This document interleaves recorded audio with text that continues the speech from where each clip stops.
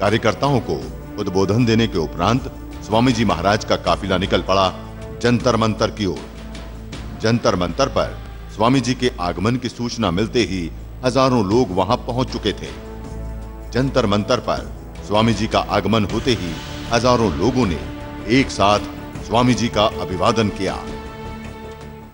हम होंगे कामयाब, हम चलेंगे साथ साथ, डाले हाथों में हाथ, हम चलेंगे साथ साथ एक दिन। ओह मन में है विश्वास, पूरा है विश्वास, हम होंगे कामयाब एक दिन। सबसे हम होंगे कामयाब, हम होंगे कामयाब एक दिन।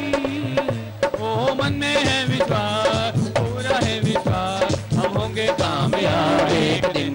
भारत माता की, भारत माता की, भारत माता की, वंदे वंदे वंदे वंदे।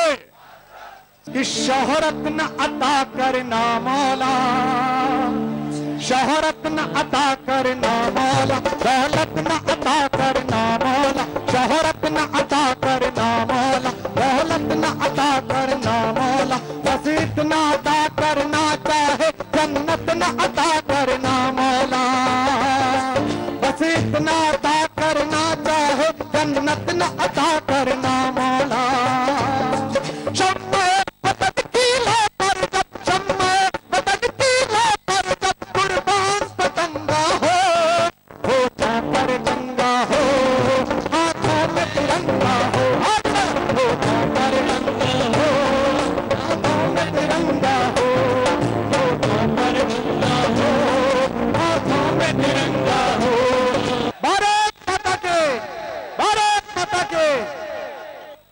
देश की सत्ता में बैठकर अहंकार की भाषा बोलने वाले लोगों को अपनी लेखनी के माध्यम से बराबर जवाब देने वाले हिंदुस्तान के प्रख्यात साहित्यकार वेद प्रताप वैदिक जी को मैं आमंत्रित करूंगा कि वे और अपने विचार रखें। वैदिक जी। ये लोग जो आए हैं इनका उत्साह इतना जबरदस्त है कि मुझे राम मनोहर लोहिया की एक बात याद आ रही है जो 1963-64 में हिंदुस्तान की संसद में हुई थी। आपको वो संवाद सुनाना चाहता हूं जो तारकेश्वरी सिन्हा और राम मनोहर लोहिया के बीच हुआ था। जब डॉक्टर लोहिया ने सरकार की पोल खोली तो सारे सरकारी सांसद घबरा गए। तारकेश्वरी सिन्हा ने उठकर उनको कहा कि डॉक्टर लोहिया आप कितने वोट से जीत के आए हैं। डॉक्टर लोहिया करीब 400 वोट से जीत के आए थे। तो पता है डॉक्टर लोहिया ने क्या जवाब दिया? डॉक्टर लोहिया ने कहा कि जितने सांसद तुम यहां बैठे हो कांग्रेस के, उससे ज्यादा वोटों से मैं जीत के आया हूं। मेरा एक एक नागरिक, जैसे डॉक्टर लोहिया का एक एक नागरिक एक एक सांसद से अधिक वजनदार था, वैसे आप लोग एक एक प्रदर्शनकारी देश के सांसदों से ज्यादा वजनदार हैं। अन्ना हजारे के भक्त जो यहाँ हैं, बाबा रामदेव के भक्त यहाँ हैं, क्या वो किसी सांसद से कम चरित्रवान हैं? क्या किसी सांसद से कम ताकत उनके पास है? क्या उनकी आवाज में किसी सांसद से कम दम है? आप सब लोग दमदार हो, आप सब लोग चरित्रवान हो, आप सब लोग ताकतवर हो। इतने लोग अगर संकल्प करें, और इनके पीछे लाखों करोड़ों लोग हैं। रामदेव जी ने गांव-गांव में घूमकर, कस्बे में घूमकर करोड़ों लोगों को तैयार किया है। 9 अगस्त को आप सब लोग भी वहां आइए, वो लाखों लोग भी वहां आएंगे और करोड़ों लोग भी आंदोलन करेंगे। ये सब क्या किन्हीं नेताओं से कमजोर हैं? ये सब नेताओं से ज्यादा जानदार हैं। आप लोगों की जान, आप लोगों की ताकत, आप लोगों की इच्छा शक्ति, आप लोगों का प्राण ये लगे तो ये सरकार झुकेगी। आपको एक बात और कहता हूं कि ये हमारी चुनी हुई सरकार है, बिल्कुल चुनी हुई सरकार है। ये फौजी तख्ता पलट से नहीं आई है। इस सरकार को हमने ही चुन के भेजा है।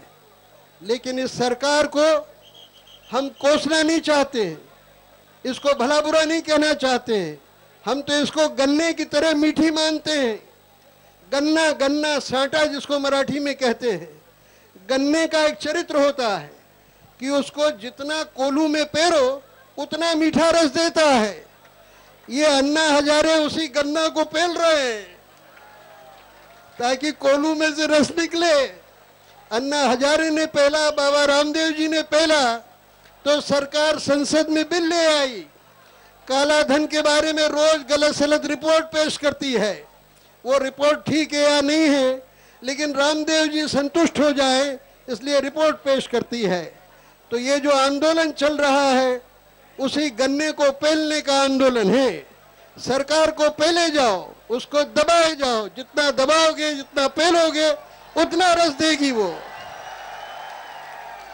सरकार को घबराने की जरूरत नहीं है। वो गन्ना, वो साटा, वो ईख भाग्यवान है कि जिसको किसान पेरता है। जो गन्ना पड़ा पड़ा सड़ जाए, जो सरकार अपनी तारीफों में पागल हो जाए, ऐसी सरकार का क्या करे कोई।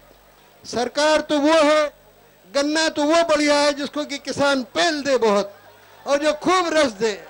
आप सब भाइयों से प्रार्थना करता हूं, पूरे देश के करोड़ों लोगों से प्रार्थना करता हूं कि अपनी चुनी हुई इस प्यारी रसीली सरकार को, ये प्यारी रसीली सरकार है, इसको पेलो, जितना पेलोगे रस निकलेगा।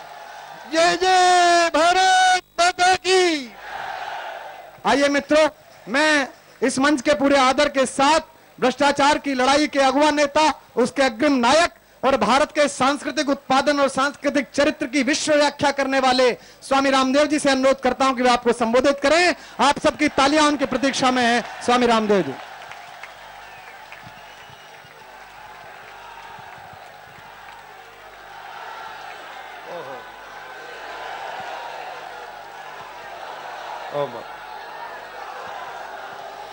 बड़ी भारत माता की। भाई देखो, दोनों हाथ उठा के मुट्ठी बांध के हनुमान जी वाली हो। बड़े बजरंग बली की। हमें हनुमंत कार्य करना है। भारत माता की। देखो, अन्ना हजारे साहब ने दोनों मुट्ठियां बांध ली, इसलिए सब भाई बहनों की जब दोनों मुट्ठियां बांधेंगे, एक साथ हाथ उठेंगे, तब ये काला धन भी आएगा, ये भ्रष्टाचार भी मिटेगा, ये देश भी बचेगा और भारत फिर से विश्व का नेतृत्व करेगा। ऐसा राष्ट्र हमको बनाना है। तो दोनों हाथ उठा करके बोलेंगे, भारत माता की, भारत माता की, वंदे वंदे, इंकलाब इंकलाब, हिंदुस्तान हिंदुस्तान। आदरणीय अन्ना हजारे साहब, इंडिया अगेंस्ट करप्शन के हमारे सभी वो जुझारू कार्यकर्ता और भारत स्वाभिमान के हमारे मुख्य केंद्र प्रभारी भाई डॉक्टर जयदीप जी, भाई राकेश जी, बहन सुमन जी और आदरणीय वैदिक जी, हमारे भाई तिजारा बाला जी, डॉक्टर सर्वरान जी और भाई गोलिया जी। हमारे बाईं तरफ जो सैकड़ों भाई यहां उपवास पर बैठे हैं, एक बार दोनों हाथ उठा करके उनका अभिनंदन कीजिए। राष्ट्र के लिए उत्तप कर रहे हैं। और मैं देख रहा हूं ये 200-250 फीट दूर तक बैठे आप सबकी शुभकामनाएं, आप सबका संकल्प उनके साथ में है। और ये राष्ट्र आज तक जो सुरक्षित है 1,96,08,53,113 वर्षों से, तो हमारे पूर्वजों के तब से सुरक्षित है। और आज जो हम तप कर रहे हैं इसका परिणाम कल आएगा, शुभ होगा। भद्रम इच्छन्त्रिष्यः सर्वविदः तपो दीक्षाम उपनिषेदुरग्रे ततो राष्ट्रम बलम ओजस्य जातम तदस्मै देवा उपसम नमन्तु।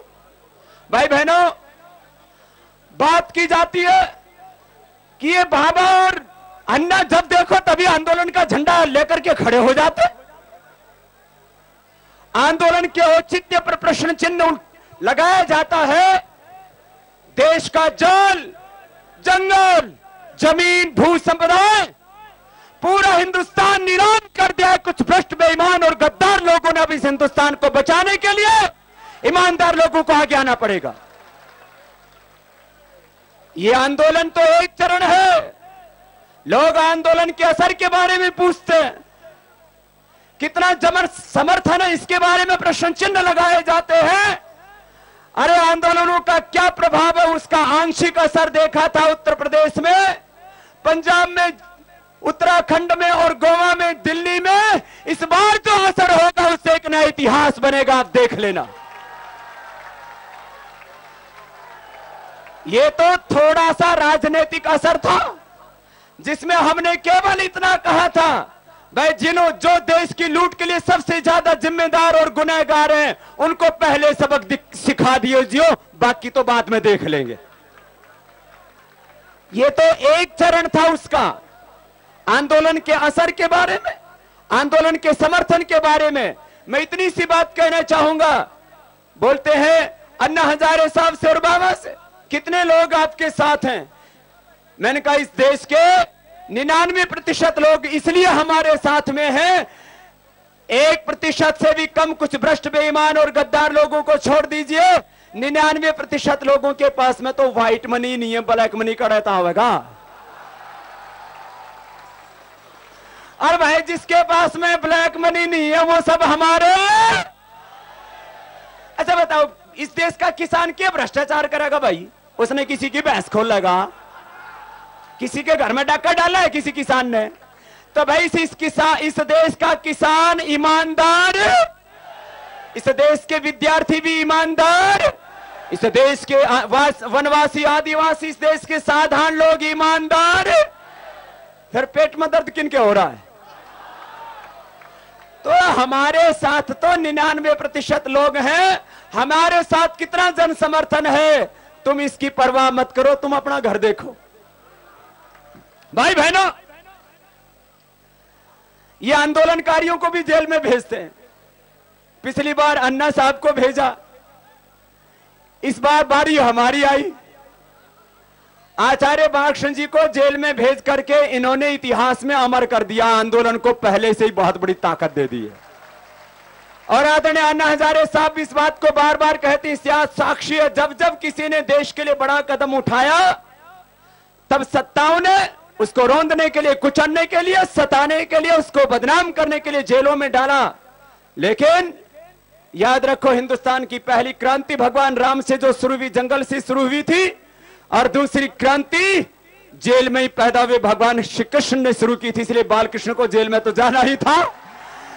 लेकिन जब जब ये जेल में डालते हैं तब तब आंदोलनों की सफलता का इतिहास अपने हाथों से लिखते हैं। भाई बहनों, अब इन सरकारों को 400 लाख करोड़ रुपए का काला धन वापस और भ्रष्टाचार, देश को, मेरे साथ सब बोलेंगे, भ्रष्टाचार मिटाना है देश को, भ्रष्टाचार मिटाना है, काला धन लाना है। भाई बहनों, ये कहते हैं आंदोलन क्यों कर रहे हो? जल, जंगल, जमीन, भू संपदा पूरा हिंदुस्तान, भारत माता नीलाम कर दी, और फिर हमसे कहते हो आंदोलन क्यों कर रहे हो? यह देश मात्र किसी राजनीतिक पार्टी का ही नहीं है, यह देश मात्र केंद्र सरकार का ही नहीं, यह देश 121 करोड़ हिंदुस्तानियों का, और हम इसको बचाएंगे, कसम खाते हैं, प्रतिज्ञा करते, प्रण करते। ये सोचते हैं किसी के 100, किसी के 50, किसी को 200 एमपी पहुंच जाए तो भाई वो चुन करके हमने भेजे हैं। लोकतंत्र में जनता सबसे बड़ी होती है और जनता चाहती है भ्रष्टाचार मिटना चाहिए, काला धन आना चाहिए, लाना पड़ेगा, काला धन मिटाना पड़ेगा, भ्रष्टाचार लाना पड़ेगा, मजबूत लोकपाल लाना पड़ेगा, जन लोकपाल। ये जन जन की पुकार है। भाई बहनों, ये कहते हैं आंदोलन क्यों करते हो? अभी आसाम में आपने देखा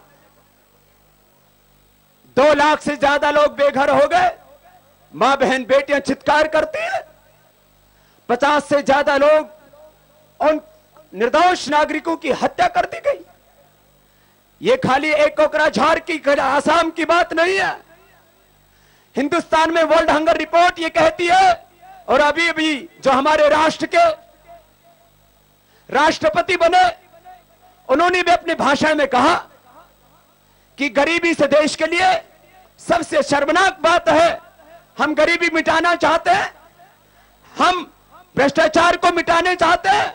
भाई बहनों, हम जब भ्रष्टाचार को मिटाने के लिए मजबूत लोकपाल लाने की बात करते हैं तब ये कतराते हैं। हमारे राष्ट्रपति जी के इस बयान का हम सम्मान करते हैं। वो कहते हैं हम गरीबी मिटाना चाहते हैं, लेकिन गरीबी 70 रुपए पेट्रोल करने से नहीं खत्म होगी। पेट्रोल की बेसिक प्राइस 30 रुपए है, तो ये सरकार कितने में बेचती है? तो ये सरकार महंगाई बढ़ाती है या घटाती है? हम तो राष्ट्रपति जी से प्रार्थना करते हैं, राष्ट्रपति जी आप महंगाई घटाना चाहते हो तो सबसे पहले पेट्रोल जो सरकारी बेचती है, इसमें तो कोई बिचौलिया भी नहीं है, उसी को बेसिक प्राइस पर बेचना शुरू कर दीजिए, हिंदुस्तान सुखी हो जाएगा।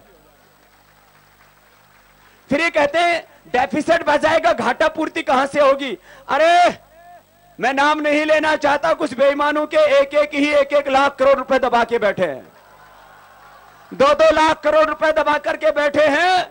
और अब तो प्रधानमंत्री कार्यालय के अधीन ही जो मंत्रालय था, उसमें जो कोयला घोटाले की बात की जा रही है, वो रॉयल्टी का घाटा 2 लाख करोड़ गिनाया जा रहा है। एक्चुअल कोयला बेचा गया करीब 50 बिलियन टन। कितना? 50 बिलियन टन था। ना तो बेरा भी नहीं था, हमने भट्टे के पहाड़ देखे हैं। सुन लो हरियाणा वालों और ये दिल्ली वालों, तुमने अरावली का पहाड़ देखा, इसमें क्या है? पत्थर है। और जो पहाड़ हमारे उड़ीसा में, झारखंड, छत्तीसगढ़ में, उनमें क्या भरा पड़ा है? कोयला, लोहा, सोना, चांदी, बॉक्साइट और हीरे। इतने हीरे हैं। ये सारा जो भू संपदा है ये 20,000 लाख करोड़ रुपए की। कितने की? तो अभी प्रधानमंत्री के अधीनस्थ जो मंत्रालय था उसमें 50 बिलियन टन कोयला ऐसे ही बंदरबाट कर दिया, और उसकी कीमत होती है 200 लाख करोड़। कितना? अरे भाई, यो आंकड़ा तो छोटा पड़ जाएगा जब पूरा बेड़ा पट्टेगा। भाई बहनों, ये बहुत बड़ा संगीन मामला है। 400 लाख करोड़ रुपए लूट लिए पहले। ये कहते हैं हम घाटा पूर्ति कहां से करेंगे? अरे मात्र 100 लोगों को पकड़ लो, 100 लोगों से ही 100 लाख करोड़ रुपए वसूल हो जाएगा। रिकवरी करने वाला चाहिए 100 लोगों से ही।